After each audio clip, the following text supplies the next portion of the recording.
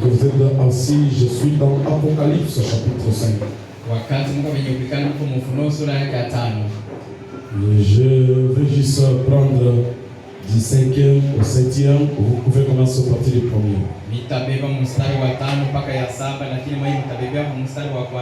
Et l'ange que je voyais debout sur la mer et sur la terre leva sa main droite vers le ciel. Il le jura par celui qui vit au siècle des siècles, qui a créé le ciel et les choses qui y sont, la terre et les choses qui y sont, la mer et les choses qui y sont, qu'il n'y aurait plus de temps. Mais qu'au jour de la fin du 7e ange, il sonnerait de la trompette, le mystère de Dieu s'accomplirait comme il a annoncé à ses serviteurs les prophètes. Réellement, c'est avec encore plaisir que nous présentons devant vous. Dieu a tout un programme pour chaque chose. Aussi, il nous arriverait de saisir les programmes de Dieu. Madame nous a dit, cela nous éloignerait des ennemis. Vous savez, l'homme a voulu prendre les repos, ça devrait être la deuxième semaine de mon repos, mais je me vois toujours derrière la chaîne.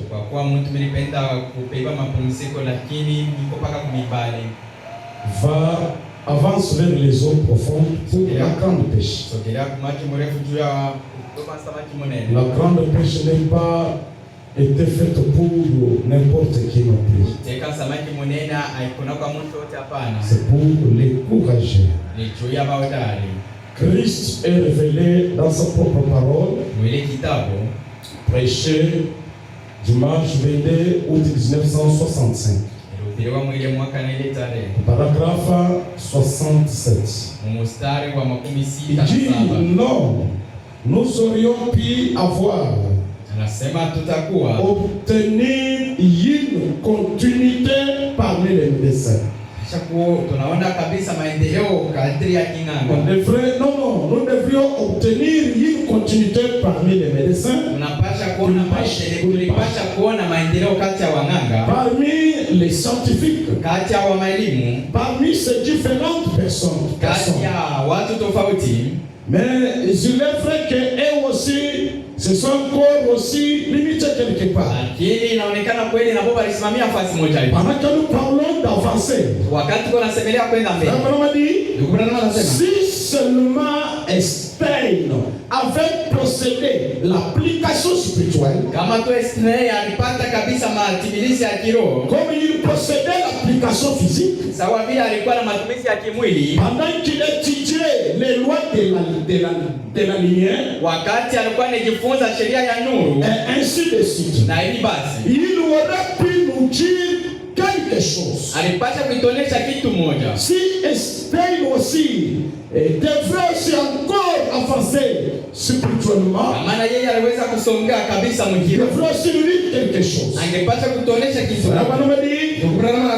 Lorsque j'ai entendu son message sur ce grand centre qui se trouve quelque part dans le ciel, et qui m'a dit que si jamais on entrait en contact avec ces centres-là, on pourrait créer des terres, faire tout ce qui la puissance serait illimitée. Einstein a trouvé un cercle lumineux là-haut. Que si il devrait continuer avec l'application, Einstein devrait quand même nous dire quelque chose. Mais s'il a dit qu'il a trouvé juste ce cercle-là, et sa conclusion était que si un homme entrait en contact avec ce centre-là, il pourrait créer d'autres aliweza kuumba madunia nyingine. Car la puissance est illimitée. Maana uwezo hana mpaka. Vous voyez? Branham dit il a vu cela. Branham anasema kaliona ile. Il faut savoir qu'est-ce qu'il a vu. Inabidi kujua aliona nini. Frère Branham a dit. Branham anasema. Vous voyez ces petites poches qui traversent les airs. Munaona tumifuko kidogo tunatambuka mwewa. Et qu'on appelle des scoops. Tule banaita mascoop.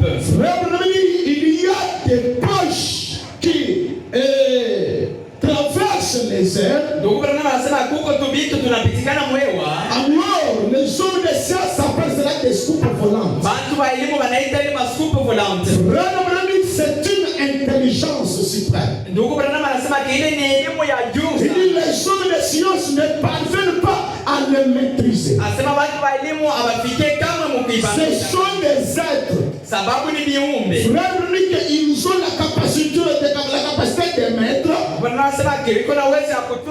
d'esquiver. La science a fourni les efforts pour le maîtriser. Elle ne parvient pas. Et la science appelle cela des scoops volantes. Souvenez-vous quand je prêchais des ovnis. Il dit, et ainsi de suite. Les gens pour que il faut mieux laisser cela de côté. Avez-vous entendu parler de ces gens qui sont portés disparus? Assez connus et qu'on n'a plus de nouvelles. Ils sont là et puis ils ne sont plus. C'est ainsi que se fera l'enlèvement. Écoutez, l'une d'elles descendra tout d'un coup. De ces poches que les hommes de science appellent les soupes volantes. L'une descendra sur vous. Et ce corps terrestre revêtira un corps céleste. Lorsque cette poche descendra sur toi, fera que votre corps terrestre puisse revêtir le corps céleste, puisse revêtir les corps divinité, puisse revêtir l'immortalité. Et tu ne resteras plus la moindre trace. La transformation se fera en un instant. Tandis que cela fendra l'espace, prendra l'espace et amènera à la maison. Nous voyons tout ceci se produire maintenant. Qu'est-ce qui se produit? Des scoupes volantes descendent. Ce sont des extraterrestres. C'est une puissance mystique surnaturelle. Nous voyons cela descendre. Et les Pentecôtes qui s'interrogent au sujet de ces lumières. Pentecôte, la Maison Blanche. L'Amérique, la science la plus élevée, est en train de s'interroger au sujet de ces lumières-là. Ce sont des poches là, des scoupes volantes, ce sont des petites lumières. Et la science s'interroge. Lorsqu'elle regarde dans le sol avec les appareils, elle voit l'apparition de petites lumières dans le ciel. Alors la science n'a pas la réponse à donner à l'humanité. Qu'est-ce que c'est ces choses? Et de ces lumières mystiques, des lumières mystiques au pluriel, de toutes ces choses qui nous voient dans le ciel. Vous avez vu qu'il en est, qu'il en parle dans le journal de Jeffersonville cette semaine. isemea mu majornali ya Jefferson Et ainsi de suite. na hivi vingine. Une lumière mystique qu'on avait vue. Manuru moja ya mastajabu waliona. Oh! Ils ne savent pas ce que c'est. Abajue ni kitu gani. C'était déjà la page. Kwa Là-bas en Amérique, les journalistes en parlaient à la radio. ilikuwa ni mambo walikuwa nasema kwa radio. Depuis vers les années 1960, il y a eu l'apparition de ces soupes volantes. Kulikuwa kuonekanika kwa ile maskupe volante. Branham pendant que la science ne connaît pas quoi. Branham anasema mwile wakati elimu Mais écoutez petits enfants. lakini msikie watoto kidogo. Cela va venir vous prendre un de ces jours. Ile itakuja kumichukua mmoja wa siku. Vous voyez? Unaona? Vous voyez? Unaona? Ne vous en faites pas. Mushijangaishe. Cette lumière que les hommes de science s'interrogent là. Ile nuru watu wa elimu wanajiuliza. C'est nos propres poches. Ni manake ni mifuko yetu. C'est nos propres théophanies. Manake ni mateofania yetu. C'est cela qui est venu sur nous. Jo ile ilikuja Et la science ne comprend pas ça. na elimu elewe kama ile. Mais écoutez petits enfants. Ile msikie watoto Cela va venir vous prendre. ile itakuja kunichukua. Quand les gens attendent l'enlèvement. Wakati watu wanaongojea kunyakuliwa. Pendant que depuis 1963. Wakati ile tangu Il y a eu déjà des poches mystiques, kulikuwa kushakwa mifuko ya des masajabu. lumières mystiques Na nuru ya masajabu. qui sont censées enlever les élus. Ile inapata kunyanyukula wachaguliwa. Mais jusqu'aujourd'hui, Lakini mpaka na leo et disent l'enlèvement, nous attendons l'enlèvement. wengine wanasubiri kunyakuliwa. Il y a sur cette terre de vivants Huko pa hii dunia ya wanadamu. des gens qui sont déjà enlevés, Watu walisha kunyanyuliwa zamani. qui vous marchent sur la terre. Wale wanatembea Ce dunia. sont ceux-là dont leurs soupes volantes sont venus vers eux. Wale watu wale maskupa volante ilikuja kwao. Lorsque cette soupe volante vient en toi, Wakati ile skupa volante iliingia ndani ton mwako. corps subit une transformation. Manake mwili yako inapata mabadiliko. Et cela te fait quitter une dimension vers une Na ile autre. inakutosha mwili kiwanzo kukupeleka mwili kiwanzo. Rien ne permet que ne vous en faites pas. Kuna nasema mshangaike.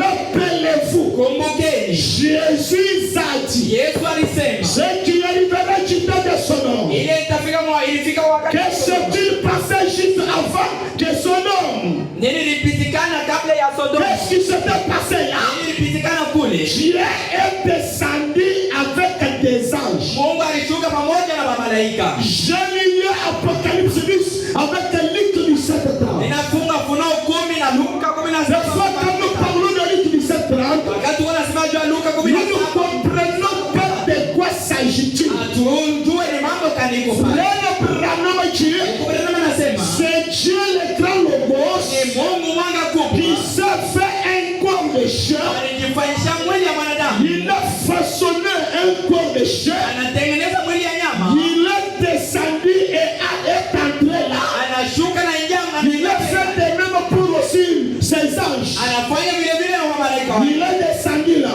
Anashuka pale. C'est-à-dire, Manake Luc 17:30, Luka 17 ça serait les théophanies dans les chairs humaines. itakuwa ni mateofania mwa mwili ya wanadamu. Ce qu'on a lu le mercredi. Ile tulisoma mkazi tatu. La première théophanie Teofania ya kwanza serait la théophanie de Dieu lui-même. itakuwa ni teofania ya Mungu yeye mwenyewe. Car Dieu c'est une théophanie. Maana Mungu ni teofania. Dieu c'est une colonne de feu. Mungu yeye ni nguzo la moto. Et il créait ses enfants théophanie ou colonne de feu. Na aliumba watoto yake mateofania wewe nguzo la moto. Apocalypse dit ça. Ufunuo 10 C'est l'ange puissant qui descend. ni malaika waweza anashuka. Il n'est pas descendu seul. Akikushuka peke Il yake. avait le petit livre ouvert. Alikuwa ni kitabu kidogo wazi. Ce qui fait dire Manake de théophanie de ses enfants dans sa main. mateofania ya watoto yake mikononi Et mwake. lorsque ce grand ange descendait, Wakati ule malaika mkubwa alishuka. c'est la descente de la pierre de fer. Manake ni kushuka kwa jiwe la tatu. Cela devrait trouver un corps bien une possibilité Alipata kupata mwili wa mfuko duniani. dans laquelle cette pierre doit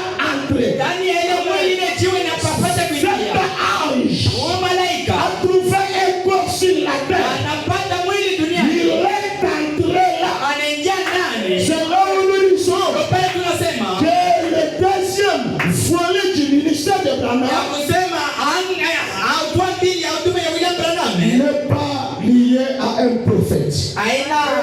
complète. Là, c'est Dieu qui descend. Frère Branham a dit, Dieu est descendu avec des anges et ils nous ont investigué en vue du jugement. Investiguer la terre, faire l'inventaire, contrôler. Il a dit, j'ai entendu ce cri, tellement rempli de péché, tellement grand. Aussi suis-je descendu pour voir si tout cela est l'entière vérité ou pas. Est-ce juste? Ou observer celui qui était le personnage principal et qui était resté avec Abraham, pouvait discerner les pensées du cœur de Sarah, qui était derrière lui. Maintenant, regardez un peu autour de vous et faites attention. Regardez autour de vous. Faites attention. Voyez-vous? Voyez que cela fait la même chose aujourd'hui. Je ne sais pas si les gens sont dans l'esprit de la chose. Frère Branham fait maintenant le parallélisme entre Genèse 18 et ce qui s'est passé aujourd'hui. Des fois quand nous parlons cela, c'est comme si nous ne pénétrons pas les eaux profondes. Quand nous parlons de Luc 17:30, il n'y a pas moyen d'essayer d'embellir la chose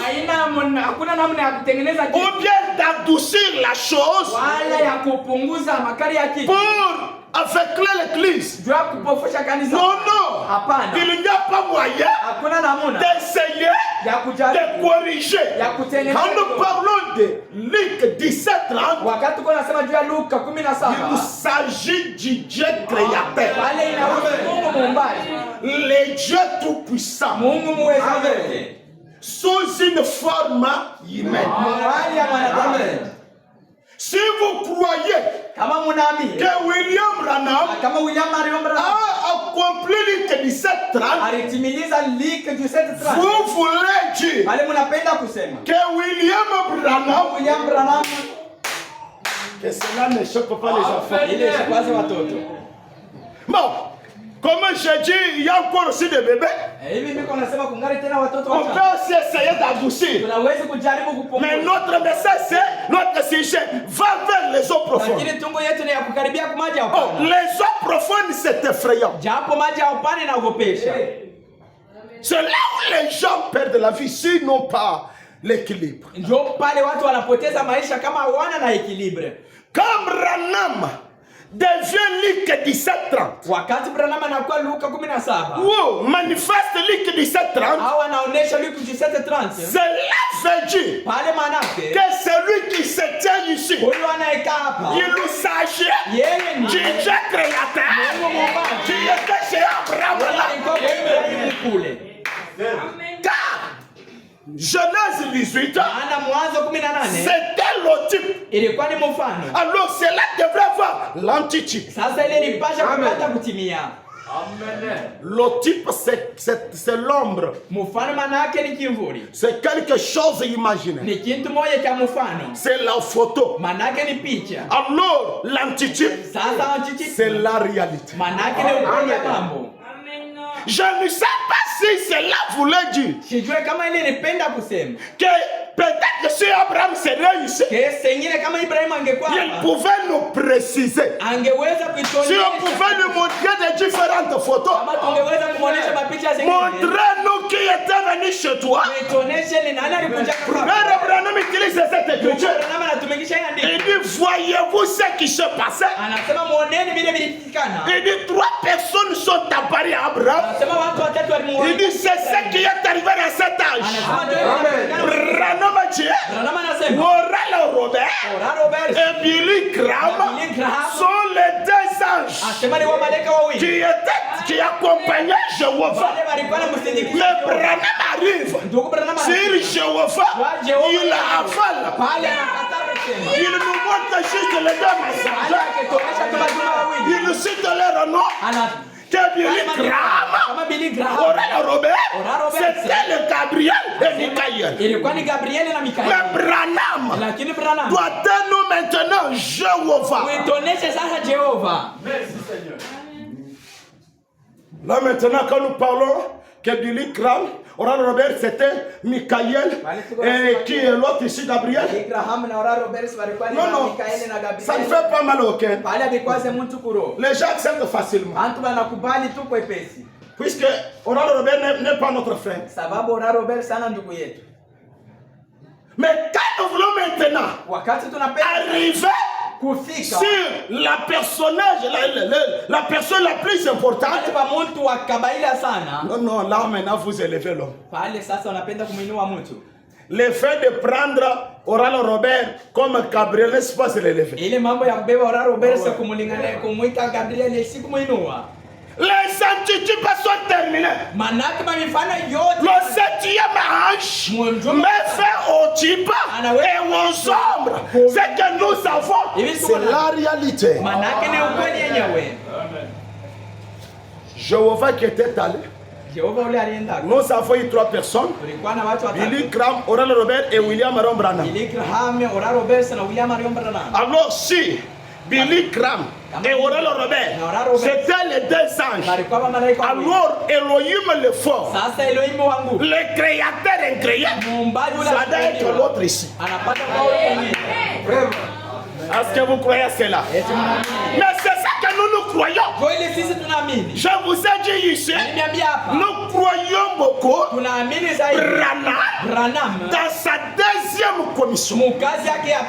Dans sa deuxième commission. Oh, il faut beaucoup croire. Il faut aller au-delà de croire. Là, ce sont des eaux profondes.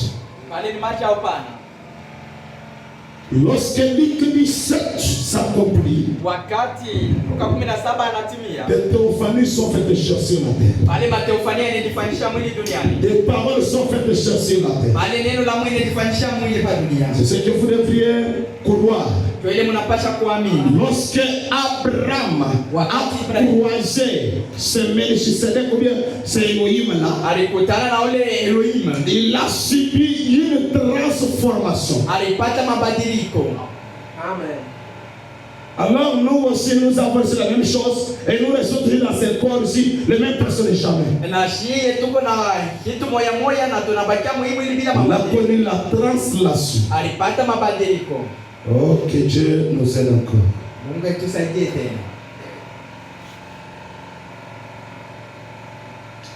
Avance vers les eaux profondes. C'est effrayant. Cependant, c'est là où il y a des gros poissons. Là où il y a une grande eau en dessous. Là où il y a des puissants miracles. C'est dans les grandes eaux. Permettez-nous de continuer avec la lecture. Tu regardez tout autour de vous. C'est ce qui se passe aujourd'hui. Alors si c'est ce qui se passe aujourd'hui, mais l'église aussi s'embrouille quelque part. Avançons.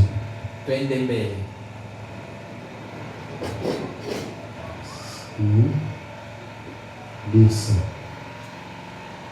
7, il dit.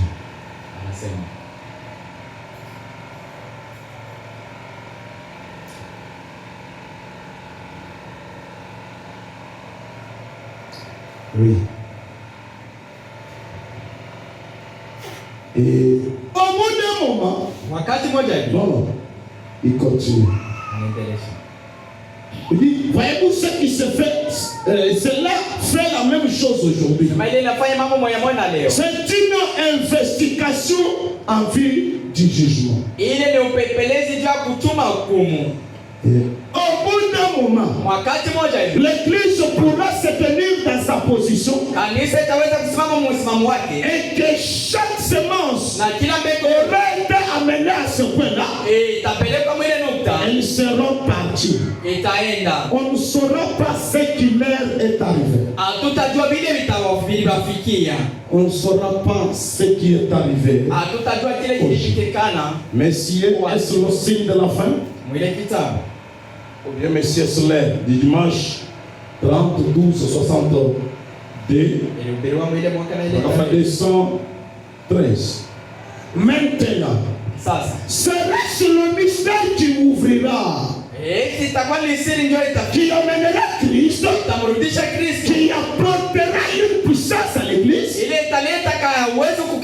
Vous voyez, nous savons déjà, nous croyons à la repentance, au baptême au nom de Jésus-Christ. Nous croyons au fait de recevoir le Saint-Esprit. Nous avons des signes, des prodiges, des miracles, les parler en langue et les choses qu'avait l'église primitive. 199. Et si c'était quelque chose nous permettant de savoir comment entrer dans la foi de l'enlèvement. Et j'ai essayé de comprendre ça. Entrer dans la foi de l'enlèvement, ce qui fera d'avoir la foi de l'enlèvement. Et ici, ce mystère-là, si c'est le sept tonnerres qui ont couronné, si c'est l'ange puissant qui est descendu, si les sept sont brisés, cela donnera l'église la possibilité d'entrer dans la foi de l'enlèvement. C'est cela. Allons-nous courir et sauter par-dessus le mur? Ça serait une puissance au-delà de ce que nous avons dit. Est-ce que cela fera que nous puissions courir ou bien sauter au-dessus de lui? Quelque chose est-il sur le point d'arriver qui ferait que ces vieux corps défigurés et s'envoler seront changés? Alors, comprenez le corps sera changé. Cela ne veut pas dire tu étais noir, tu deviens bronzé. Tu avais des plis ici, cela termine. Lorsque Abraham a reçu cela, les cheveux blancs ne sont pas devenus les cheveux noirs.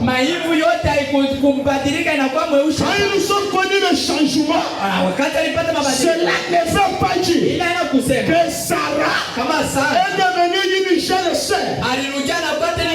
Non, leurs cheveux étaient toujours blancs. Il y avait toujours des bleus. Mais les changements se opéraient à l'intérieur. Alors ce qui est entré à l'intérieur, ça commence à voir les effets sur l'extérieur. Et plus cela s'est développé, l'extérieur ou le cinq sens est en train de se dissoudre. Cela j'ai compris. Pour que Pierre puisse marcher sur les eaux, il a fallu que sa théophanie s'installe en lui et que sa théophanie fasse dissoudre les cinq sens. Lorsque les cinq sens sont paralysés, automatiquement il pourra marcher. Ce n'était pas tout à fait l'homme des cinq sens. L'humain était englouti par le céleste. kimefichikwa kabisa na cha juu. Le terrestre Manake cha mwili a été englouti par les célestes. kilifunyikiwa kabisa na kiumbe cha mbingu. Automatiquement, Pale les célestes a eu le pouvoir sur le terrestre. manake cha kimbingu kilipata sasa uwezo wa Il mwili. pourrait marcher sur les eaux. Pale aliweza kutembea pa maji. Quand nous allons arriver, quand il était en prison, Wakati utafika wakati alikuwa gerezani. lorsque sa Théophanie est venue, Wakati ufania yake ilikuja. ça paralysait les cinq sens. Ilipoza manasa yote tatu. Ce n'est pas étonnant. Anayo kushangaza. Lui pensait rêver. Yeye alikuwa na waza kiko na lota. Et cependant, ce n'était pas le rêve. Na kwa kweli haikuwa ndoto. Puisque l'humain était déjà paralysé. Sababu mtu wote mlikuwa mshakupoza. C'est pourquoi les rêves, vous le faites, c'est quand vous n'avez pas raisonné, donc il n'y a pas les cinq sens. Ndio kwa maana mandoto mniliotaka wakati awazi na kuna nasa moja iko na tu. Et c'est ce que Frère Branham dit. Ile ndio kuna nasa. Quelque chose est en train d'arriver. Kitu moja kilikuwa mnukta ya kufika. Monsieur Essler, Bwana eti ni wakati. c'est la vision que Frère Branham a vue de la descente de la nuée. Ile ni onyo ndio Branham aliona ya kushuka kwa wingi. Avant la descente, Kabla ya kushuka. Frère Branham a vu cette déflagration. Ndio Branham aliona ile mlipuko. C'est pourquoi la descente a eu lieu en 1963. Ndio kwa maana kushuka kulifanyika mwile mwaka. Mais Monsieur Essler, c'est en 62. Lakini ile kitabu ni mswasande. Et quand Frère Branham a vu la chose dans la vision, Wakati ndio Branham aliona ile il a mambo compris moja. réellement Anasema kama kweli. cette grande déflagration là, Ile mlipuko que les 7 tonnerres seront révélés. ngoma saba itafunuliwa. Quelque chose arrivera sur les élites Kitu moja kitafikia qui watu. fera que leur corps Ile kitafanya kama mili yao. subisse des changements. Ipate mabadiliko. Subisse des changements. Ipate mabadiliko. Frère Branham a dit, Huko Branham anasema. puis-je vivre pour voir cela? Eti mimi naweza kuishi juu ya kuona hivi. Oh Seigneur, Bwana. est-ce si proche que je le verrai? Eti nakaribia sana na taiona. Branham désirant voir ça. Branham alikuwa anatamani kuona hivi. Est-ce cette génération, Eti ni hiki kizazi. messieurs, Bwana. mes frères, Wandugu. quelle heure est-il? Wakati kani tuko. Où en sommes-nous? Tunafikia wapi sasa? Le mystère Siri. ont-ils été dévalés? Eti ilishafunuliwa. Lorsque cela est dévalé, Wakati ile ilishafunuliwa. l'Église reçoit quelque chose. Kanisa linapokea kitu moja. Dans des chaînes des gens, quelque chose se passe. Mumili ambacho kitu moja kinapitikana. Comment je désire amener cette Église à cet état? Mara ngapi natamani kupeleka kanisa mwili hatua. De telle manière que l'humain commence à diminuer. Mnukta ya kusema kibu mtu unaanza kupunguka. Je continue avec la question-réponse du 12 janvier 61 du mercredi qu'on a fait là. Na endelesha na ile kitabu. 322.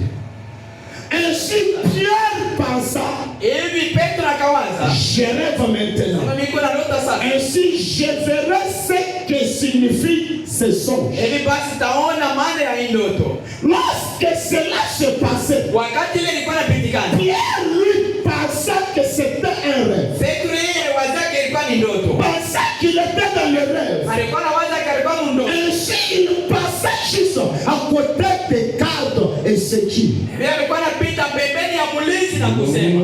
Bien, passons. Tupite. La porte s'est ouverte toute seule. Mulango ilijifungula yo peke yake.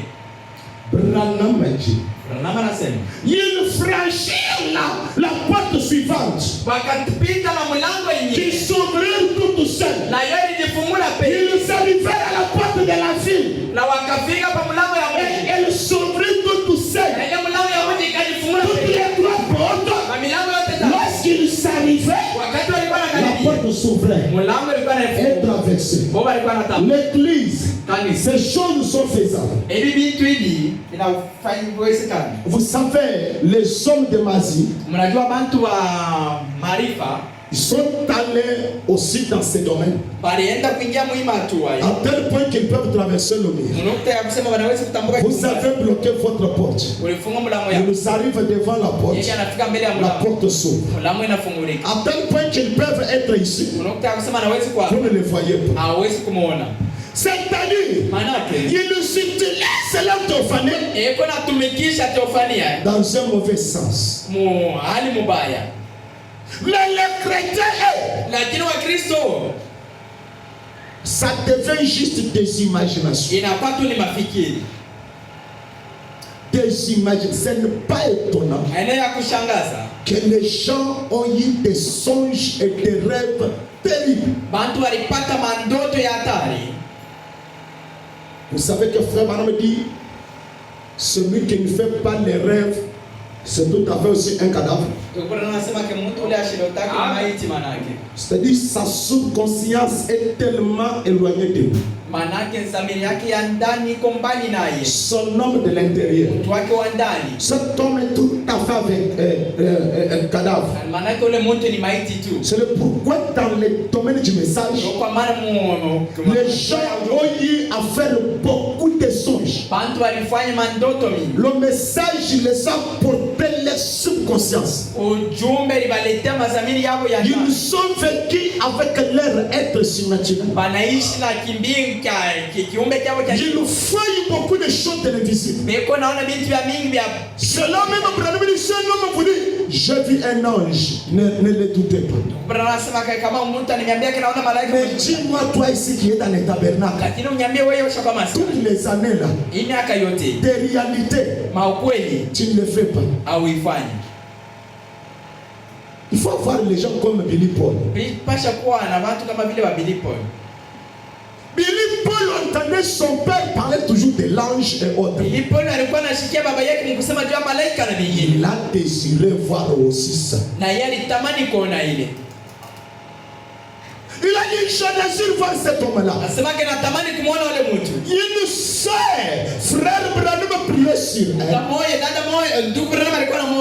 était malade. Alors pendant que frère Branham priait sur elle pose la question frère Branham. Qui est cet autre homme qui te regardait quand tu priais pour moi? Asema, ni nani ule mtu mwingine alikuwa anakuangalia wakati ulikuwa unaniombea? Frère Branham, les gens pouvaient regarder. Frère Branham savait de quoi la scène demandait. Ndugu Branham na watu wengi wanaweza kuangalia maneno. Les gens ne voyaient pas ça. Wengine hawakuwa wanaona. Quand tu priais sur moi, je voyais un petit homme là. Niliona mtu mwingine Oui, te regardait. yeye alikuwa anakuangalia. Toi tu priais sur moi. Na wewe ulikuwa unaniombea. Même maître, c'est dernièrement que j'ai mis cela. Même un petit témoignage là. Mais frère Branham a donné de cela, a parlé de cela. Mais avec bonjour, dans l'auditoire comme ça, elle a vu cet ange là autour de frère Branham. Elle a dit qu'elle est sortie en train de pleurer. Ce n'est pas étonnant. Cet être est descendu. Frère Branham dit que dans son auditoire au-delà de 300 personnes, il s'est tenu devant à peu près 15 minutes. Les gens l'ont vu. Nous sommes dans l'âge où même nos yeux naturels peuvent aujourd'hui voir les choses spirituelles. Pourquoi notre famille nous a déjà porté? Il y a une possibilité de voir ce qui se passe dans cet auditoire. Pendant que vous êtes là, et j'ai toujours senti écrit. La plupart des temps que nous sommes ici, il y a toujours quelque chose de spirituel au milieu de nous. Il y a un être qui est permanent. Si l'église va quitter l'enfance, s'attendre de grandes choses, toute personne peut capter cela. Voir même cela. Ce n'est pas étonnant que j'avais dit cette église. Si Dieu peut vous ouvrir les yeux pour voir la lumière qui est avec nous ici, tu resteras membre de cette église tous les jours de ta vie sur cette terre. Ce que nous avons du monde qui descend, aujourd'hui, ils sont membres de Soleil et Femmes. Demain, ils quittent là-bas et autres. C'est puisque ce sont des aveugles. Si Dieu peut vous ouvrir les yeux, voir ce qui est avec nous, tu désireras toujours venir communier avec la chose. Les magiciens aiment communier avec les magiciens. Les roscois aiment adorer, aiment communier avec les roscois. Mais les hommes mystiques, les hommes surnaturels, ils ne cherchent pas des hommes surnaturels. Je ne sais pas, ils sont en recherche de quoi. Branham m'a dit, Pierre, qu'est-ce qui s'est passé? Il continuait à croire qu'il le rêvait. Alors quand il fut là dehors, il s'est dit bien, je suis libre. Mais si je vais simplement chez Jean-Marc pour communier. Les autres étaient là et disaient, oh Seigneur, envoie ton ange délivrer Pierre. Et presque à ce moment-là, quelque chose fit. La petite demoiselle se dirigea vers la porte et dit, qui est là? Et il a soulevé le petit, trayé et le dit, tiens, c'est Pierre. Alors elle retourna et dit, hey, vous pouvez arrêter de prier maintenant. Pierre est là. Quelqu'un dit, oh là là, continuez. Dit-il, il dit, oh frère, je vais entrer. Écoutez, c'est le même Pierre qui sortit de la prison. Là où il y avait 3 barrières. Il a traversé les barrières. Mais chez Jean-Marc ici, il a manqué à entrer. Il commence à insister. Ouvrez-moi la porte. Ouvrez-moi la porte. Quelque chose s'était passé dans sa chair qui l'avait permis de traverser les portes. Alors la chose s'est retirée, les 7 sens se sont révélés, automatiquement il a regardé. Ainsi elle rentrait et dit non, c'est elle qui est à la porte. Oh dit-il, on l'a déjà décapité. C'est son ange qui est à la porte. C'est-à-dire les disciples croyaient que quand un homme meurt, son ange est satophané, il leur apparaît. Malheureusement, j'ai compris que beaucoup de membres de cette église, et même ceux de Malamboué, ils ne se sont pas abonnés à notre chaîne YouTube. J'ai pris le téléphone de 3 frères. J'ai trouvé aucun frère, même à mon administrateur ici. Personne ne s'était abonné à notre chaîne YouTube. Mais pendant que j'ai reçu, quand j'ai lancé cette prédication, j'ai reçu maintenant sur WhatsApp des messages, des questions à partir de Calémie. Comme les gens disent, mais comment on peut communiquer avec les morts et autres? J'ai compris que ces gens-là, peut-être, ont bien écouté que ceux qui sont ici. Et quand j'ai écouté cette prédication, je pouvais l'entendre à 19h21. Il y avait toujours une forte onction que cette prédication lançait sur moi. Ça m'amène à la prière. Vers 22h, j'ai encore lancé cela. J'ai senti qu'il y a toujours une forte onction qui accompagne ça. Les gens qui s'absentent ici, j'ai même fait même une classe qu'ils peuvent même écouter ce qu'on prêche ici. Là où ils sont là, ils n'écoutent pas. C'est pourquoi nous avons des soi-disant croyants, ils n'ont jamais atteint un certain niveau. Le message vous embrouillera davantage. Si vous ne pouvez pas aligner les briques comme il se doit, kama huwezi kupanga matafari vile inapasha, qu'est-ce qui peut t'amener à travailler pour ton âme? nini nawezi kukupeleka sasa utumike? C'est ce que tu écoutes. Ikile kuna sikia. Si tu peux écouter réellement ce qui est dit, Kama unaweza kusikia vile vile, allez travailler. kwenda kutumika. Travailler c'est à genoux. Kutumika ni J'appuie sur ces choses-là. niko naambia Dis que Philippe, ne te-t-il pas aimé comme moi? eti ashikwa mwanadamu kama mie. La matière que nous parlons, c'est ça que Philippe a expérimenté. Ingine vitu kuna sema ndio vile Filipo aliona. Philippe était là. Filipo alikuwa pale. Il était apporté, il savait qu'il était déjà malade. Alijiona hapa, alibebe watu hapa, anajikuta kama. Il a disparu. Alipotea hivi. Les cinq sens n'ont pas cette possibilité. Haina na ile uwezo. Qui nous empêche, qui nous limite, ce sont les cinq sens.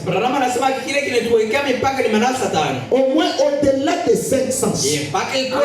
Le sixième sens. Les gens l'ont utilisé. Philippe était ici pas. Il se vit ailleurs. En train de parler avec un homme. Pierre est ici.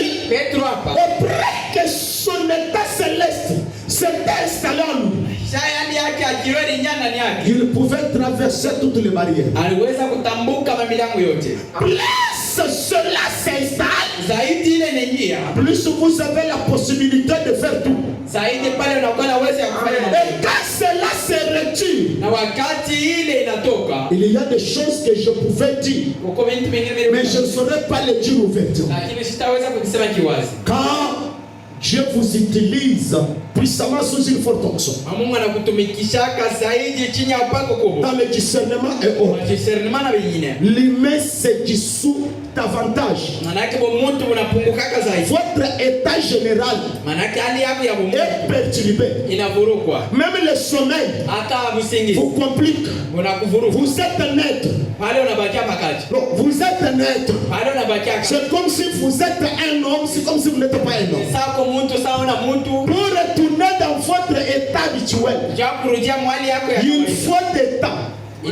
Tu commences à retourner petit à petit. Je pensais que cela était pour moi-même. Je parlais avec un prédicateur comme ça. Lui m'a dit, vous savez, quand je tiens des services, je m'utilise dans le deuxième domaine. Quand je retourne chez moi, je regarde beaucoup les films des actions. Des actions de Mabunduki. Donc, c'est-à-dire les choses, peut-être terre à terre là, pour qu'il puisse commencer à retourner dans son état humain. Ce domaine-là, c'est un domaine réel. Que si nous pouvons maîtriser ça, il n'y aura pas des impossibilités au milieu de nous. L'homme lui-même sera le maître de sa situation. Il nous surveillera chaque domaine et chaque problème qu'il a. Maintenant nous voici. Toujours dans l'emphase. Toujours là. Frère Branham dit, je porte une pierre. Voyez-vous, c'est son âge qui est à la porte. Son tabernacle céleste, il l'a effectivement reçu. Parce que ce tabernacle terrestre a été détruit. Car cela l'attendait au ciel pour qu'il aille y entrer. Branham a dit, c'est ce que j'ai vu l'autre jour en vision. Vous savez, quand je suis allé de l'autre côté, si ce tabernacle terrestre est détruit, nous en avons un autre. Si vous prenez la vision de l'au-delà, Branham s'est vu sortir de lui, aller de l'autre côté, passer le moment merveilleux. Branham s'est vu retourner encore en lui. Il y a maintenant dans ce tabernacle, ils sont allés là et dans ses corps. Il au premier. yao. Ils nous reviennent sur la terre. Wanarudia tena duniani. Et ce genre de corps qui nous avait à revêtir l'immortalité, Na ile miili ya ile aina ya kuvala kutokufa, dans un sens, monasa moja, la puisseur de la terre manake mvumbi ya mdomo, se rassemblait dans cette théophanie, manake la kutana mwile teofania, et ils sont redevenus des humains. na inakuwa tena wanadamu. Frère Branham dit, Kubradama anasema ils sont allés marena dans le corps glorifié, mwili ya kutukuzia dans la théophanie. mumatefania. Maintenant, quand il faut maintenant reprendre ça, Sasa kama inabidi kubeba hii, la puisseur de la terre, c'est-à-dire les sept sens, manake manasa tano se rassemble iko dans la théophanie. mteofania, Et cela prend la chair. na ile inabeba C'est-à-dire, mwili, dans notre théophanie là, manake mteofania notre corps, parmi qui est la poussière, mwili yetu neno yenye kwa mvumbi vient maintenant couvrir notre théophanie. inakuwa sasa kufinyika teofania. C'est ça qui s'était passé avec Pierre. Ndio ile ilipitikana na Petro, Son état poussière hali yake ya mvumbi a caché la théophanie. ilifichika teofania Automatiquement, pale pale là où Pierre était là, pale. Petro il était presque un cadavre. alikuwa kama vile kimama. C'est dans ce domaine où frère Branham dit, Ni mwili atuanze kupendana na des fois, mara nyingi je suis assis chez moi, mimi mwenye kuikaa kwa j'effectue une distance, un voyage de 1500 km. mimi nafanya safari ya 1500 km. Il dit, je suis assis, Nasema mimi mwenye même les médecins peuvent venir. hata wewe mingao wanaweza Les enfants jouent avec mon corps. mtoto wako mkicheza. Il dit, si les médecins prenaient les signes vitaux, Asema kama mamingao waliweza kupima il n'y aura pas un seul signe vital en vie. hakutakuwa alama hata moja C'est-à-dire qu'Abraham est assis là. manake Branham pale mwenye Automatiquement, l'humain pale mumutu est paralysé, unapozwa est désactivé. na Voilà. hali ya kutumika. Lorsque l'humain est désactivé, Wakati mumutu abutumike c'est son état céleste manake ni hali yake ya qui est activé yenye kuna tu pour que cela opère normalement. wewe ayo ipate kutumika Il tena. faut que l'humain soit désactivé. Inabidi sasa mumuntu Quand l'humain est désactivé, wakati mumuntu kuna le céleste devient activé. kiro kinakuya sasa Tu peux maintenant traverser les murs, pale unaweza kutambuka aller de l'autre côté, kutambuka kama voir des choses impossibles. vitu haviwezekani. J'ai toujours cru Mimi nimeshakwambia que quand j'étais malade là, wakati nilikuwa mgonjwa je passais cette expérience. nilipita leo Je vous ai toujours parlé. nimeshakwambia J'étais sous le soleil comme j'avais tellement de frissons. nilikuwa chini ya jua wakati J'avais une chaleur terrible dans les pieds et dans le corps. nilikuwa na kifukutu kubwa mumikulu na Tous les médicaments ne pouvaient pas me satisfaire. madawa yote hakuweza kunitosha. Là, sous le soleil, Pale chini ya jua je me suis senti comment ma respiration était en train de se bloquer. nilishikia vile kupumzika kwangu nitafuta kusimama. Et j'avais même compris quand un homme de Dieu a témoigné dernièrement, un pasteur de je ne sais pas de quel pays, il a dit, lorsqu'on meurt, la mort n'est pas douloureuse. Kifo hakiumake. La mort est calme. Vous êtes dans une douceur. Manake uko mpole. C'est un passage que tu restes dans la distraction ici. En même temps, tu es tenté de partir. C'est comme dans les rêves. Ni fasi moja yuko huko natambuka tu kwepesi ni kama vile mndoto. J'ai senti comment j'étais en train de me taire. Nilishikia vile nilienda kuzimia sasa. Et d'un coup, je me suis vu quelque part. Na mara moja nikijiona fasi moja. Et j'ai toujours cru. Na nimeshakuaminia. Si à ce moment-là, Kama mwile wake. quelqu'un s'était approché de moi, Mtu il devrait commencer à pleurer que je suis parti. angepasha kwanza kulia kimi na kufa. Aucun signe vital ne devrait être fonctionnel. Kuna alama hata moja ya kuzimu. C'est-à-dire, l'humain était désactivé. Maana yake mtu mlizimishwa. Là, je me suis vu déjà dans les bureaux de Frère Branham. Pale mimi nilijiona mu ofisi ya William. Vous connaissez l'histoire. Unajua Je ne dis pas, j'ai déjà dit. Ceux qui vont déjà écouter, c'est ceux qui connaissent l'histoire. wale basha kudisikia basha kujua hadithi. C'est-à-dire, il y a une réalité. Maana yake uko kweli. Que si nous pouvons réellement méditer et travailler sur les sept Na tonnerres, kama tunaweza kufikiria juu ya minguruma sasa. sur ce qu'a porté l'ange puissant, Kwa vile vilileta malaika waweza. nous pouvons être des hommes mystiques. Waweze kuwa watu wa maajabu. Le matin, quand je suis allé me laver, Sasa ni busubuhi wakati nilienda. une présence est entrée dans ma douche. Pepo moja ikiingia mtu. Automatiquement, vous tombez dans une distraction. Pale unaanguka mkulengo. Lorsque la présence descend pour vous parler, Wakati uwezo unashuka juu ya kusemesha. c'est là où je comprends l'humain ici. Il y a des moments où l'humain est désactiver. Vous pouvez manger même à crier ou bien à penser que je puisse appeler telle personne qui vient.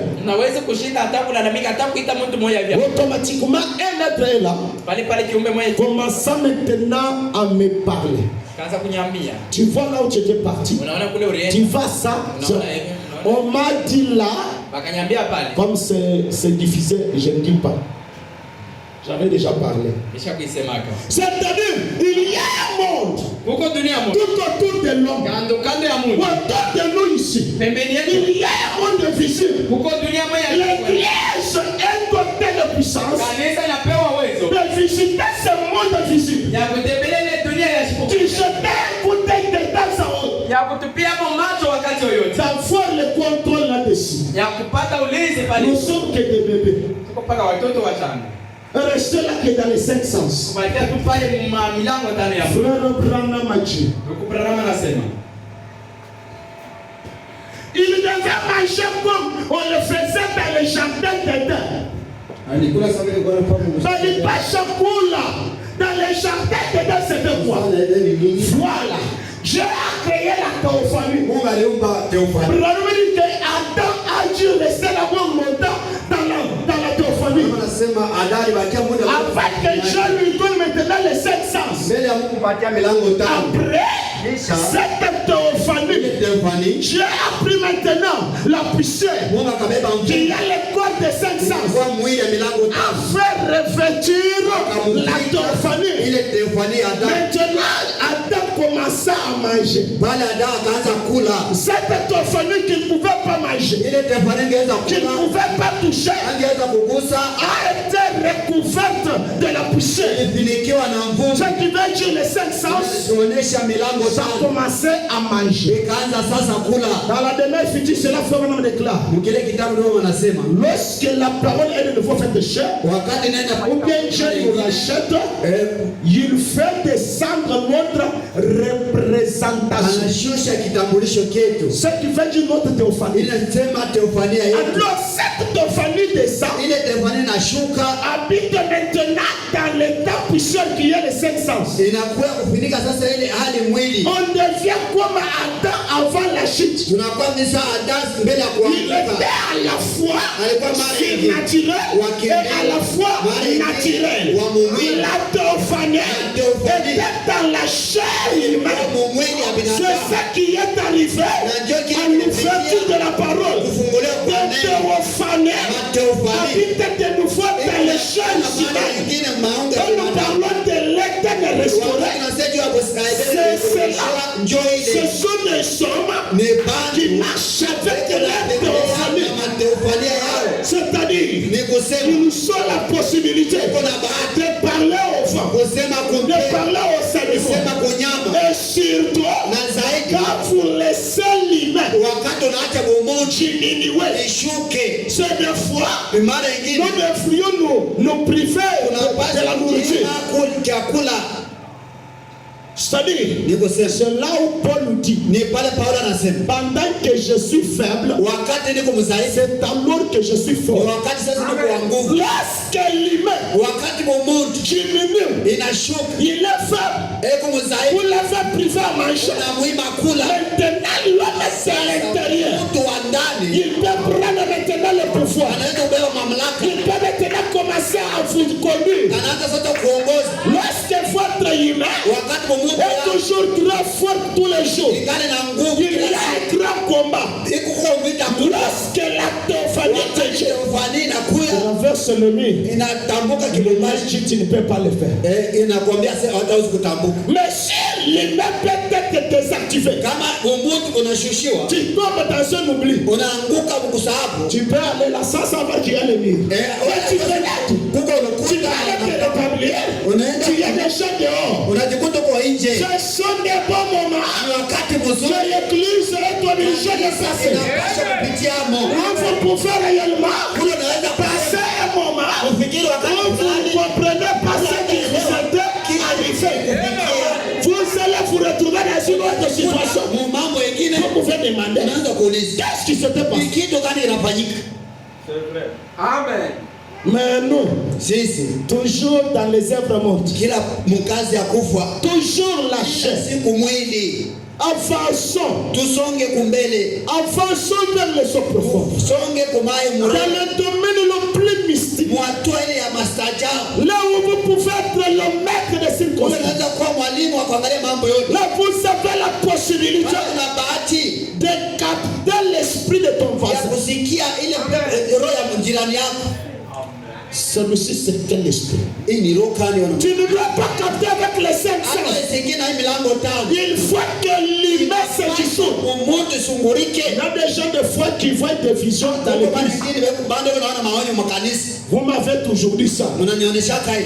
Pendant que je prêche, Wakati niko na il ubiri. dit peut-être quelque chose m'a pris comme un sommeil. Inanibeba saa vile mshingizi. Alors j'ai fermé cette les yeux. Dieu, comment j'ai vu quelque chose? Nikaona kitu fulani. C'est parce que Maana nous ne sommes pas habilités hatuna maeneo à mettre les 500 côté l'humain à côté kuweka mumutu pembeni. et laisser les 500 et le surnaturel agir. Kiumbe cha mbingu kutumika. C'est le pourquoi cela doit prêter la voie du sommeil ou de la distraction. Et si vous remarquez, ce sommeil-là, une fois que tu termines ce que tu as vu, cela te quitte et ça ne revient pas. C'est-à-dire, cela est Seigneur. Cela est Seigneur. La chose de désactiver juste les 500. Ishushe tele mwili. Pour maintenant te parler. Dieu iseme na wewe. Lorsque Frère Branham parlait avec cet être, Wakati wanasema na kile kiumbe. Frère Branham dit, Wanasema il n'aime pas d'être brusqué. kile kiumbe akipende kushitushwa. Lorsque Billy Paul est entré, Billy Paul là aliingia c'est dans l'hôtel, non, son petit frère est entré. ni kwa hotel. L'ange a disparu, Malaika kama a quitté. anatoka. Peut-être quand notre frère suivra, Wakati mtu mwingine devrait directement crier. analalamika, C'est-à-dire, quand nous sommes ici, wakati tuko hapa vous sentez une certaine sensation bizarre. unasikia mchemuko ya masaja. Cela fait dire Ili napenda kusema qu'il y a quelque chose uko kitu moya tout autour de vous, kando kando yako mais que vous ne parvenez pas aufikie à capter cela. shika, Mais les 500 lakini milango tano peuvent subir les inaweza effets. kupata maalamu. Oh, si nous pouvons Japo kama continuer dans la matière, tunaendelea mumambo nous abandonner davantage kuachilia tena zaidi pendant ce moment, mwili tu wakati peux quitter toute distraction. Tu peux commencer à dire au Seigneur, unaweza kusema kwa Mungu, je suis ta servante, niko parle. mtumishi wako Je sema, suis ton serviteur, niko parle. mtumishi wako sema, Si tu as quelque chose à me dire, kitu gani cha avec kuniambia cet état, pamoja na ile hali ta révérencieux, heshima yote tes yeux peuvent voir une réalité. Mais est-il que vous êtes tellement brouillés, sasa vile uko kuvurugwa la sana, chose peut être là. lakini inaweza kuwa pale, Tu peux juste crier là. unaweza kulalamika. Esther est en train de rigoler dehors là-bas, la femme du prédicateur. Iko na cheka hapo mbele kule nje. Vile vya Zorobabeli wamitretea pale, wataanza kutuelesha mambo ya kutuombea. Sasa tutakuwa Frère Branham a dit, Ndio maana nasema il devait manger alikula comme on le faisait dans les jardins d'Éden. vile wanafanya Mais usali. si ce tabernacle terrestre est détruit, Kama hii mwili hapa dunia nous inaharibika, en avons un autre qui attend. tuko na nyingine, kuna Ainsi, ces petits enfants qui n'ont encore aucun péché, hapa watoto kidogo hawayakuwa vous voyez aucun péché, hawayakuwa na zama leur sage, malaika hapa leur corps, mwili yao ce n'est pas étonnant. wala kushangaa Les bébés watoto voient la présence des anges, leo naona uwepo wa malaika des lumières. manuru, Les bébés voient ça. watoto wanaiona. Un enfant peut voir quelque chose, Mtoto anaweza kuona kitu fulani, est-il qu'il n'a pas la possibilité de te parler? sasa vile ana maeneo ya kuonesha C'est-à-dire ces 5 sens n'ont pas le pouvoir. ile milango yako tano haina mamlaka. Les bébés ont plus la possibilité Leo na bahati de capter qu'il y a les anges ici. kusikia sasa hapo kwa Des malaika. fois, frère Branham dit, Ndio wanasema lorsque le surnaturel agit, wakati kiumbe cha mbingu les enfants commencent à crier. watoto wanaanza kulia, Les enfants commencent à pleurer watoto wanaanza kulia, dans l'auditoire. Il y a quelque chose huko kitu que fulani les enfants peuvent voir. watoto wanaweza Même les anges du monde éternel. malaika ya dunia Tu hii peux voir une personne venir. L'enfant commence à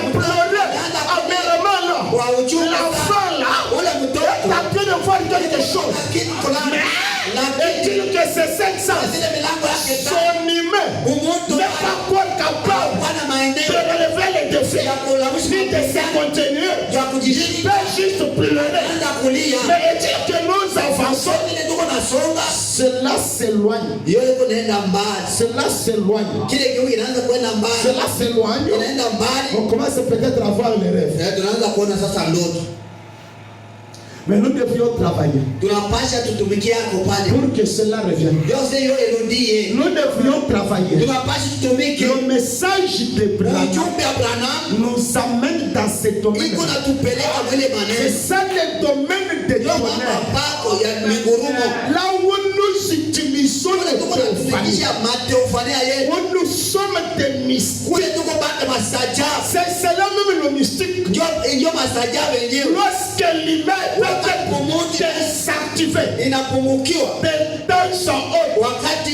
vous savez comment les sorciers ou bien les marabouts utilisent ça? Ils ont ce qu'ils appellent une chambre noire. Ils nous aident là. Ils se décomposent. C'est-à-dire le corps meurt. Comme le corps meurt, il a maintenant la possibilité d'utiliser sa théophanie. Là, il est parti. Voilà comment notre Dieu est bon. Nous, quand nous y sommes, même si vous venez vous me toucher, je retourne encore là. Il n'y a rien qui doit arriver. Mais avec Satan qui est désassé, le corps est resté comme ça. Si tu oses le toucher, c'est fini. Lorsqu'il doit venir, il trouve que les portes sont bloquées. Parce qu'une fois que le corps soit tel qu'il avait laissé caler sur un petit mouvement se fait, il nous reste un esprit là. Et le corps meurt ici. Vous parlez qu'un homme est mort. Vraiment. Mais les chrétiens, nous avons la possibilité, comme nous sommes jugés, on peut se détacher de ce corps. Lorsque Branham était sorti, son corps faisait le mouvement sur le lit. Il échauffait mon corps en train de bouger. Il pouvait revenir encore de la terre. Amen. En ce moment, un sorcier peut te regarder. Il a peur de toi, il doit t'appeler c'est un sorcier. Le sorcier, appelé un véritable chrétien, c'est un sorcier. Lorsqu'il vient, il te voit, toi tu es debout. Il peut te dire, mais où le monde mais c'est avec qui vous êtes endormi. Et disent que tu es endormi. Mais lorsque les sorciers viennent, ils se trouvent dans la parcelle à côté de marché. Où ils montent la musique à la latte. Mais avec la temps, tu es dans ta chambre en train de dormir. C'est un monde réel. En fonction vers les sons profondes. Là où tu peux dire au Seigneur, je vais recevoir une expérience de l'ordre supérieur. Je parlais en langue. C'est bien. Je prophétisais. C'est bien. J'ai eu des visions. C'est bien. Je suis appelé à avancer. Branham tabernacle, tu as eu toutes ces choses.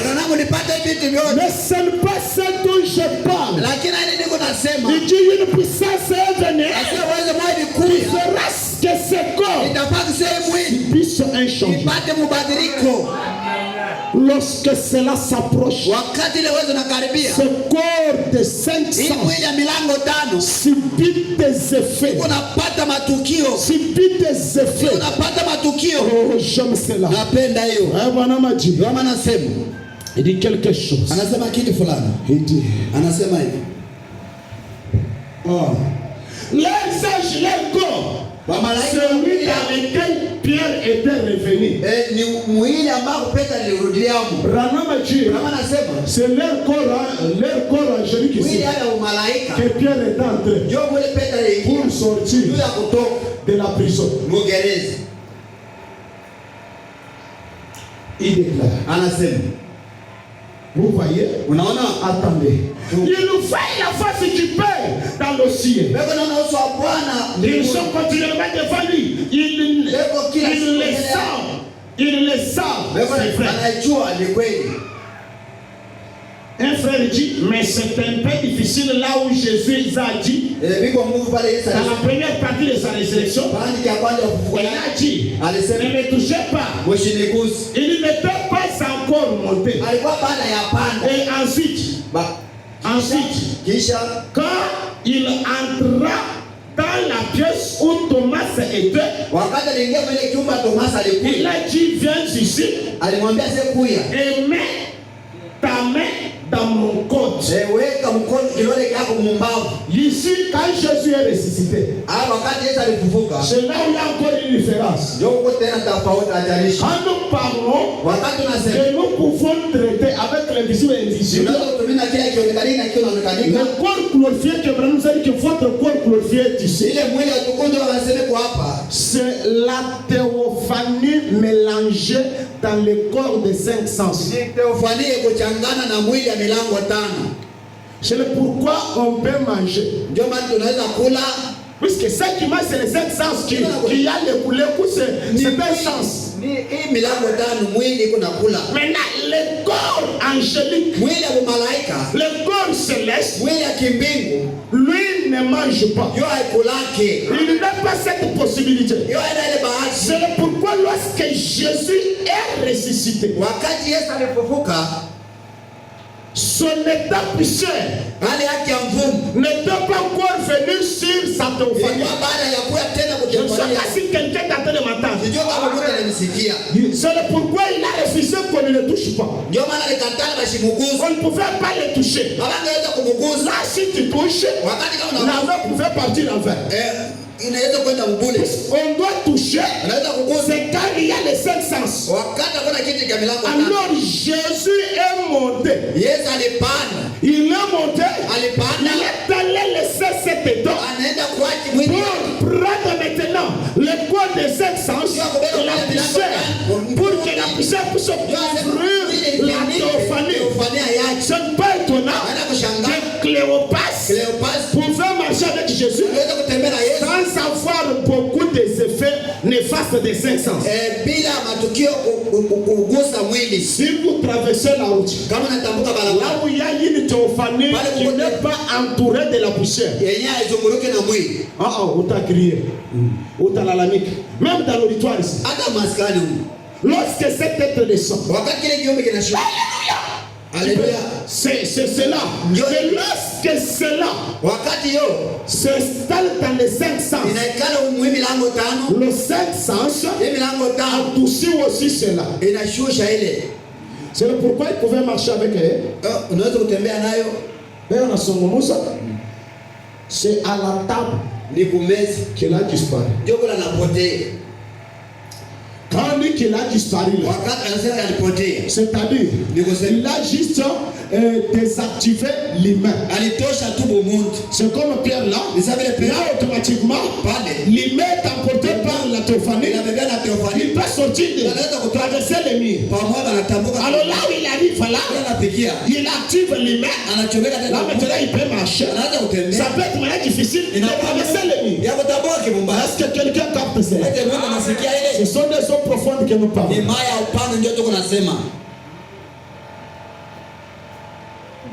Toi tu aimes toujours rester là. C'est juste, il n'était pas encore monté. La différence entre les deux, là où il a dit de ne pas le toucher, et là où il a dit à Thomas de venir là le toucher, il n'était pas encore monté. Il a dit que je ne suis pas encore monté vers mon Père. C'est juste, voyez-vous, on ne devait pas le toucher jusqu'à ce qu'après sa résurrection, il devait sortir de la terre. Vous voyez, il sortit de la terre et marchait au milieu des hommes, mais il n'était pas encore monté. Il a dit à Marie, ne me touche pas. Il a dit à Rabuni, Il dit touche, ne me touche pas. Moi je ne suis pas encore monté. Mais je monte vers mon Dieu et votre Dieu. Et alors, cette nuit-là, après qu'il fut monté dans la présence de Dieu, qu'il fut ressuscité des morts, qu'il y était dans la présence de Dieu, il le réveille. Il invita Thomas à venir toucher son côté. Vous voyez? Il était monté dans la présence de Dieu. C'est juste ce que j'expliquais là. Je termine avec l'esprit de vérité. Vendredi 18 janvier 63, au paragraphe 81. C'est frère Branham qui parle de la vision. Je m'étais là. Je me suis retourné. Je marchais dans la chambre. Et dans l'eau, il dit, ne me demandez pas d'expliquer cela. Il n'y a pas moyen d'expliquer cela. Je me suis vu là debout. Branham était ici. Il a vu un autre Branham là debout. C'est là où il dit ne me demandez pas. Il dit, juste exactement comme je vois cet auditoire. Et je conduisais des cantiques. Jamais je n'avais fait cela. Je ne peux même pas chanter, pas du tout. Il y avait une très grande foule. Mais c'est côté-ci de l'auditorium. On dirait qu'il y avait un dehors comme... je ne sais pas comment on appellerait cela. C'était comme les flammes de colline. On dirait un amphithéâtre. Et ça allait juste là, loin au fond. Les rangées, je saute ça. Et je portais un costume sombre. Et je chantais. Amenez-les, amenez-les, petits enfants Jésus. Nous chantons pas mal cela à l'église. Surtout lors de la consolation des enfants. On dirait une tribune. Ici là où les célébrités s'assiedent et une jeune était près de cela. Et moi j'étais en bas en train de conduire les cantiques.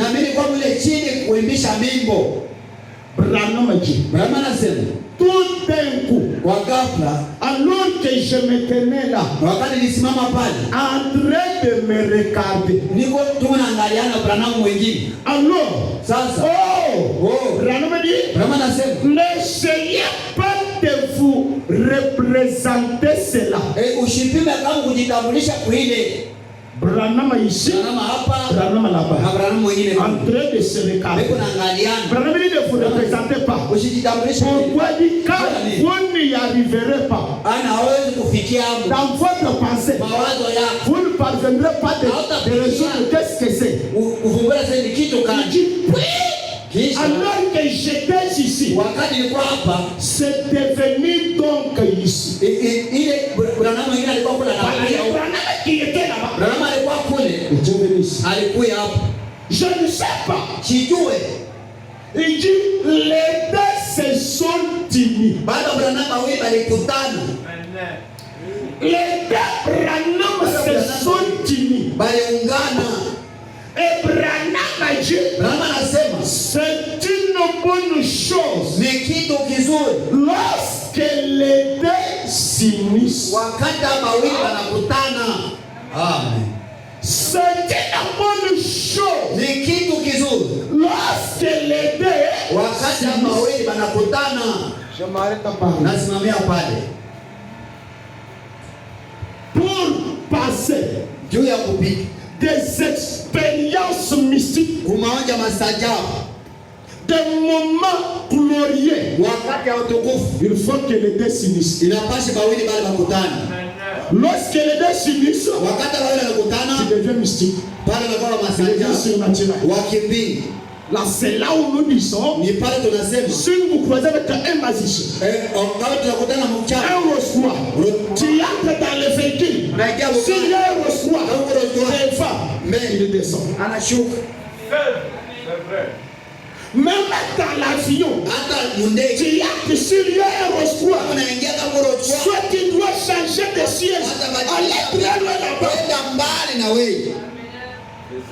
Mais ces gens-là sont rares sur la terre. L'église ne parvient pas à faire réunir les deux. Branham dit, lorsque les sept sonnaient, ou bien les sept sons de Jean-Baptiste, déjà révélateur, brisé, Jean a regardé, il a vu Jean. Jean s'est vu. Maintenant, ce que nous appelons, ce que nous parlons, d'unir les deux. Jean qui est ici, Jean qui est là. Ce n'est pas étonnant qu'on a pris Jean, on l'a mis dans le feu où il y avait l'huile, on a chauffé l'huile. Cela a pris de fait, ça n'avait aucun impact sur Jean. Pourquoi? Les deux gens s'étaient unis. Lorsque les deux se sont unis, lorsqu'il y a un danger, l'humain est désactivé. Dans le danger, lorsque l'avion fait une cloche ou quoi que ça soit, votre deuxième fois doit désactiver l'humain. Lorsque l'humain est désactivé, vous ne connaîtrez jamais le danger.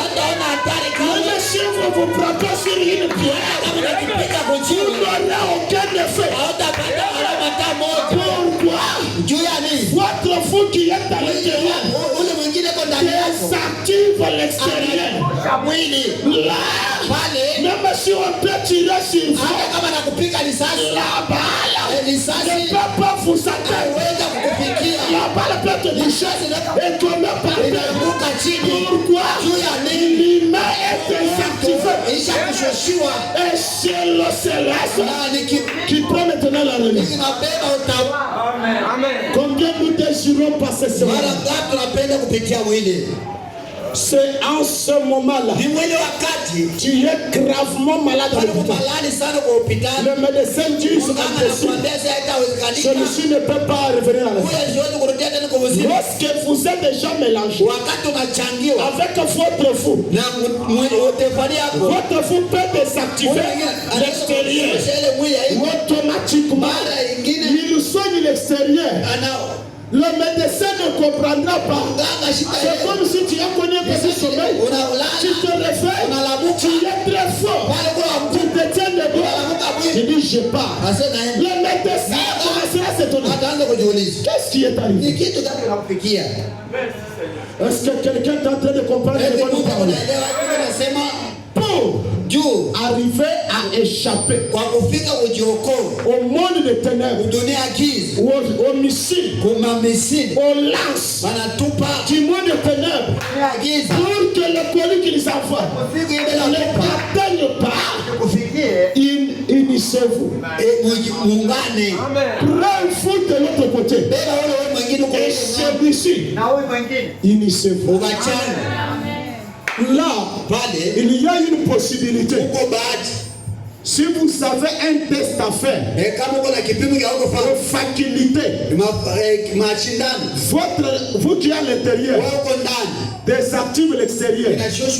Celui-ci peut rester dans le sommeil. Toi, tu entres même dans le bureau. Dans le cabinet de votre chef, si c'est tout, tu prends tous les papiers. Tu fais l'examen. Première question de science, tu as ça. Tu retournes, tu désactives celui-ci. Et celui-ci a l'examen des gens. Ces choses sont faisables. Avec ça, il y a une possibilité. Lorsque l'humain est désactivé, tu pars signer un contrat. Tu traites un contrat de l'autre côté. tu viens, tu actives ça. Et quelques jours, il y a une entreprise qui arrive. Et on cherche les directeurs, c'est toi le directeur. C'est là où nous parlons des fondements fondamentaux pour la foi. Le reste des hommes seront surpris. Mais comment lui? Comment? Non. Tu ne seras pas surpris. C'est un événement que tu as déjà traité. Tu connais déjà que j'ai déjà traité ça. Si tu es gravement malade, tu t'es vu de l'autre côté. Tu vois les médecins entrer. T'opérer, pam. Toi, c'est fini. Là, tu es, celui qui est ici, est dans une distraction totale. Comme un petit sommeil. Lorsqu'il se réveille, avec l'assurance. Il dit, j'étais de l'autre côté. J'ai vu le médecin. Il manquerait. Je ne mourrai pas. Même si les gens diront, mais c'est comme ça quelqu'un quand il est tout près de mourir. Toi, pour toi, ça ne te suffit rien. Ce sont des domaines que tu as vécu. Ne pourriez-vous pas arriver là? C'est là où l'église est appelée. Sinon les 7 tonnerres, ça ne vous a aidé à rien. Et c'est inutile de faire des débats à la radio. Les tonnerres révélés et non révélés. Je souhaiterais soutenir les tonnerres non révélés qui n'ont aucune expérience de l'au-delà, des tonnerres révélés qui n'ont aussi aucune expérience. Vous êtes la même chose. Vous êtes le non révélé, vous tous. La révélation, le tonnerre, qu'est-ce que cela a déclenché? Qui défend ou bien qui révèle les choses? C'est l'ange puissant. Il ne vient pas seul. Il est venu avec les corps paroles de tous les prédestinés. Lorsqu'ils s'entendent la voix du tonnerre, les tophonées de s'installer en nous. Nous avons vu l'ange puissant. Croyez-vous que c'est l'ange puissant qui a révélé les 7 tonnerres dans la bouche d'un homme? C'est-à-dire cette théophanie, appelé l'ange du Seigneur, a pris la chair. C'est là où nous avons lu. Voilà maintenant le roi éternel et ce sujet éternel exprimé dans des choses humaines. Où sont les sujets? Où sont les sujets qui nous manifestent la chose? Le roi a manifesté la chose. Le roi est allé même arrêter la tempête. Oui, c'est vrai. Si vous lisez réellement bien la guérison de Georgie Carter, il y a un mystique qui s'était passé. Vous avez dit que lorsqu'il est allé prier, il voulait prier ici. Il y avait des épines. Il voulait prier, ça s'agenouillait ici. Les moustiques venaient. Il s'était comme ça. Jusqu'à ce qu'il s'est trouvé un endroit. Il a commencé à prier. Il dit lorsqu'il priait, il a oublié qu'il y avait des moustiques et qu'il y avait des épines. Or, on lui avait donné une consigne pour retourner manger. Et quand tu vas entendre la clochette sonner, c'est là que tu retournes. Lorsque la clochette sonna, Branham n'avait pas entendu ça. Dans cet état, cela dit que l'ange est venu. Lui a maintenant parlé pour la guérison de Georgie. Et là, chez Georgie, sa mère aussi priait. Elle nous voit l'ombre des choses. Frère Branham n'a pas toqué. La porte était presque fermée. Elle a entendu juste voulant voir l'ombre de Jésus, regardant, c'est un homme qui entra. Branham n'a pas prié. Branham a parlé. Ma sœur, je viens de la présence du Dieu tout puissant. Il m'a dit ceci, le Seigneur, tu es guéri. Branham a parlé comme ça. Directement, il est sorti. Celui-ci, immédiatement, il s'est senti de moi. Elle était directement guérie. Branham est retourné. Je pense l'allumette de Branham était paralysée. Était désactivé. Ça, c'était l'état céleste de Branham. Alors, il est retourné vivant pour que l'humain soit désactivé. Et soit activé afin maintenant de retourner de l'autre côté. Ces choses sont faisables. Branham était là-bas. Son enfant restait tombé gravement malade. L'aide était agitée. Le quoi qu'elle a, il dit ici. Non, on ne sait pas. Branham est allé dans une pièce. Il connaît comment désactiver l'humain. Lorsqu'il a désactivé l'humain, il a dit l'ange est venu avec ma fille dans le bras. Vous savez, pendant ce moment, si on avait regardé l'état de l'enfant, en ce moment, l'enfant était mort. On avait déjà désactivé son humain. Maintenant, on a porté cela à Branham.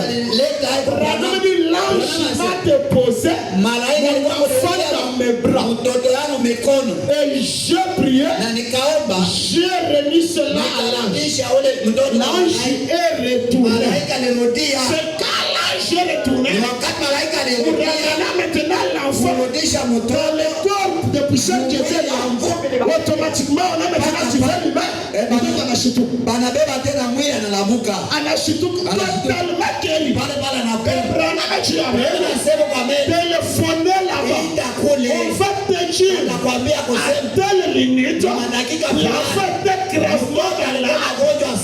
À telle minute, elle était totalement guérie. Alors pourquoi nous on ne parvient pas à ces domaines? L'élève n'est pas plus grand que son maître. Mais tout élève accompli est comme son maître. Du bruit que nous faisons dans le Bible, est-ce que nous avons déjà eu le temps d'examiner ces choses? Nos frères meurent prématurément. Nos sœurs meurent prématurément. Nous savons des situations dans le monde difficile. Il y a des gens, beaucoup de gens qui sont bénis dans l'invisible. Ils sont des riches, mais visiblement sont des misérables qui paient à l'aide de l'autre côté. Nous amenons quand même à cela. Branham nous a dit pour le frère Élie qui était mort. Il dit, j'ai lancé un cri dans le monde des esprits. Est-ce que Branham voyait cela? Il appelait Élie. Et la téléphonie de Élie. On avait déjà amené au monde des esprits. Et retourné. Entré dans Élie. Le frère est venu à la vie. Comment nous pouvons parvenir? Ces choses sont faisables. Alors que nous tenons de tu l'as regretté. Ne nous a pas envoyé la parole révélée pour que nous ayons la connaissance mentale. La connaissance mentale ne nous aide pas quelque chose. Nous voulons la réalité de la chose. Branham a prêché les réalités du Dieu vivant. Nous désirons les réalités infaillibles. Des choses palpables. Quelqu'un qui peut nous parler. Moi je crois ce témoignage. Satan s'est infiltré dans le tabernacle. Si quelqu'un va témoigner de pareilles choses, témoignage, il veut se faire comme frère Branham. Et on a dit que celui qui parlait du côté où il est mort, ce n'est que frère Branham. Frère Branham est notre cher majesté. Pour nous montrer que ce que j'ai fait, vous pouvez aussi le faire. Amen. Qui a cet être dans la forêt qui disait à Branham, ne veux-tu pas faire une promenade avec moi? C'est ça que je désire. Quand Branham a eu cela, vous savez ce qu'il a prêché? Celui qui est en vous. Amen. Quel est cet être qui est en vous? C'était cet être qui touchait Branham. Cet homme quand Branham était perdu dans la forêt, il dit, il ne m'a touché. Il y a des mains humaines surnaturelles qui touchent les gens. Et l'homme retourne. Il ne voit personne. Quelqu'un qui marche à votre côté, qui peut vous rassurer la sécurité. C'est plus que l'or, c'est plus que l'argent. La présence de cet être. Je marche et dans ce pays qui a quelque chose. Quand je vous parle, je sens comme l'ombrage de quelqu'un ici. Cela a toujours béni mon âme.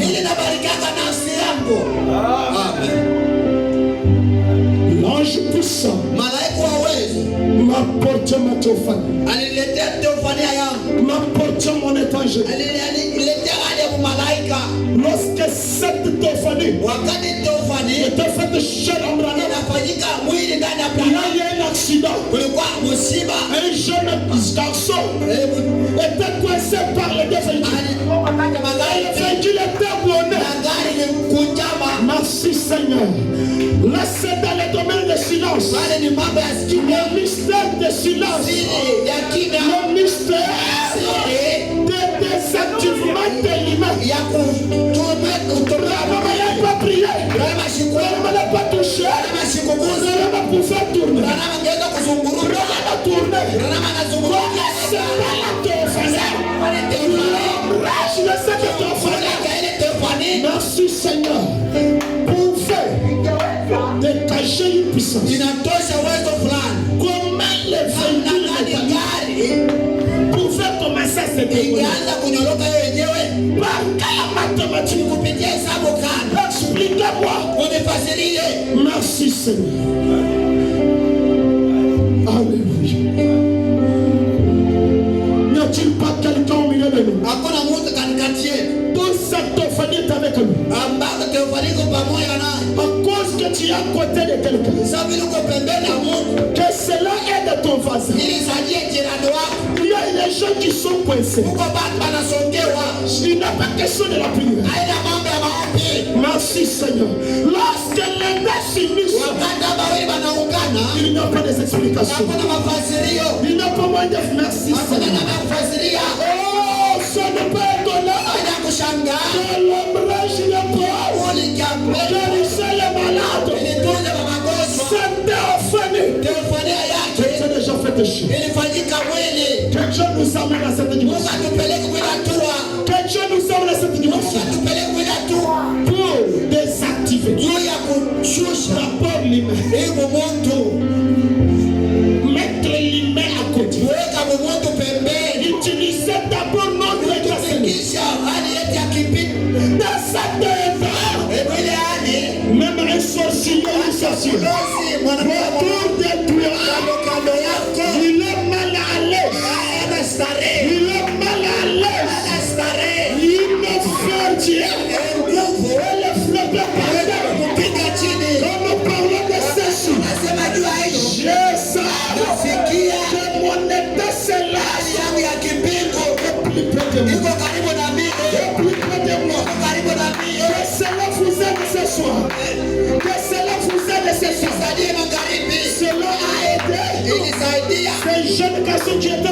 bailleurs. ule kijana kwa kupanga Coincé par les véhicules. kusongea kati ya magari mbili Cela l'a aidé. ilimsaidia Cela a aidé Pierre. ilisaidia Petro Que cela vous aide ce soir. ilisaidia magharibi Que cela vous aide ce soir. ilisaidia magharibi Ange puissant. Révélation de ta famille. basi kwa ajili ya taifa yako Ange puissant. kwa uwezo Révélation de ta famille. kwa ajili ya taifa yako. Alléluia. Merci Seigneur. Seigneur, va-t-il reconnaître aussi ces gens? Merci Seigneur. Seigneur, y a-t-il une puissance qui les empêche? Je dégage une Seigneur. Alléluia. Alléluia. Alléluia. Je dégage une puissance de Seigneur surnaturelle. Est-ce qu'il y a une lumière de notre famille? Derrière ceux qui sont liés ce soir. Alléluia. Alléluia. Alléluia. Alléluia. Alléluia. Que les maladies disparaissent. Que les situations disparaissent. Que les événements malades disparaissent. Que les gens de la mort disparaissent. Que quelque chose arrive à cette territoire. Que des millions de séductions disparaissent. Que les distributions disparaissent. Que les hernies disparaissent. Que les hémorroïdes disparaissent. Dans ce corps, merci. Merci Seigneur. Alléluia. Mystère du silence. Misiri ya kimya Dans ta pensée là, mawazo yako commence à méditer là-dessus. anza kufikiria kupale yule Par quel canal ni njia gani Branham a transporté son enfant qui était très loin Branham alibeba mtoto wake alikuwa mbali et a prié sur lui. na akamwombea. Merci. Commencez à méditer. Anza kufikiri Qu'est-ce que la traverse sur vos pensées maintenant? ikuwe mawazo yenu sasa, itambuke mawazo yenu.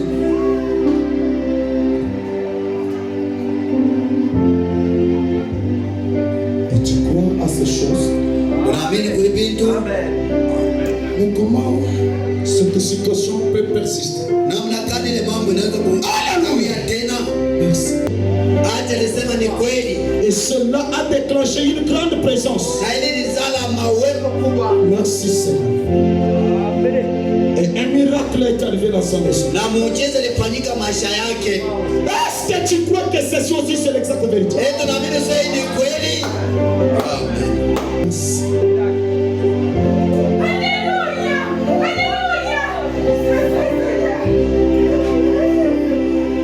Merci Seigneur.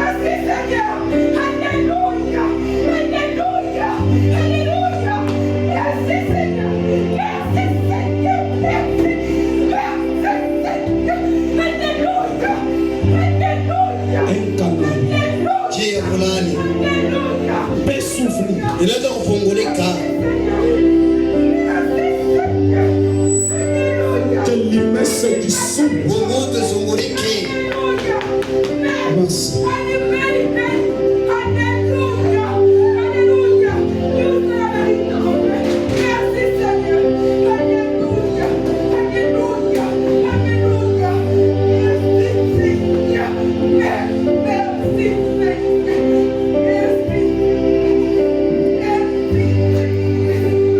Merci.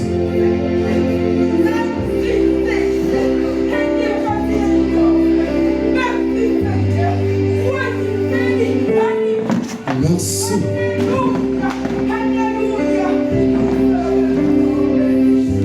C'est vrai.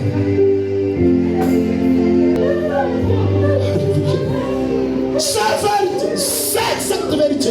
Oui, un être. Merci. Et tout autour de certaines personnes, Iko kando kando ya bantu fulani, une certaine atmosphère. dalili fulani Environ, alléluia, alléluia, environ une certaine, iko alléluia. napilika bantu Merci bengine. Seigneur. Les hommes de la mort qui te le Shikoni mabaya yangu yanatoka C'est l'exacte vérité. kweli